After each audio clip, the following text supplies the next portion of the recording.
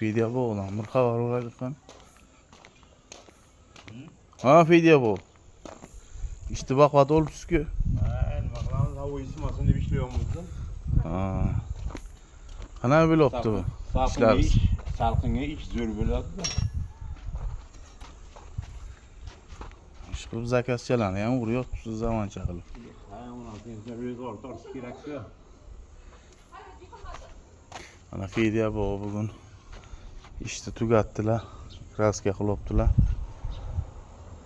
Yana zakaz tushsa qilaverasizmi Fidya bu? Ha, kelsa qilaveramiz farqini.